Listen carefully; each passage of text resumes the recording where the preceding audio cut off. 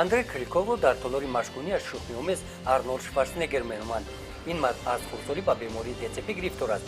на танҳо функсияҳои усулҳои ҳаракати бадан, балки бо забон қадамҳои аввалини худро Андрей дар синни 5 солагӣ гузошт, вале роҳгардии ҳақиқиро танҳо баъди ҷиддат ба машқҳои ҷисмонӣ машғул шудан аз худ кард.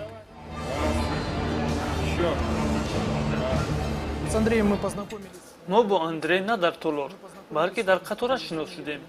ба спартакиадаи маъюбон ба мусобиқа мерафтем. ӯ бори аввал дар ин мусобиқаш иштирок мекард.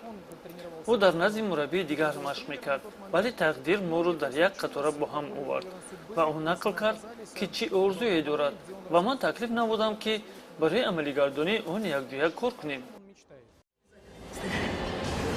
натиҷаҳо ба зудӣ ба даст оварда шуданд. дар аввал Андрей соҳиби унвони устоди варзиш шуд. дар мусобиқа осев ҷои якумро гирифт.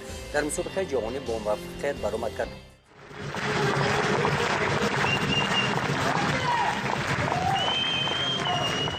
умедҳои Андрей амалӣ гаштанд. акнун ӯ ба дигар нафарони имконияти маҳдуд дошта кӯмак мерасонад ки орзуҳои онҳо низ амалӣ гарданд.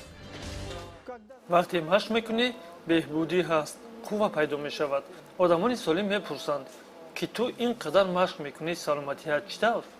олотҳоро худ бардошта ҷобаҷо мекунам ва онҳо ба ҳайрат меафтанд ки бо ин ташхиси ҷисмонии ман чӣ гуна машқ кардану ба толор омадан муяссарам мегардад.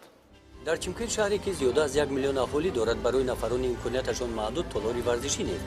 мураббиёни оддӣ барои ба дӯши худ гирифтани масъулият таваккал намекунанд. дар маркази эҳёкунии маъюбон танҳо бо мутобиқсозии иҷтимоӣ машғуланд. агар шумо таърихи аҷиби худро дошта бошед ё ба қаҳрамонои ин барнома кӯмак расонидан хоҳед, ба суроғаи электронӣ мо нависед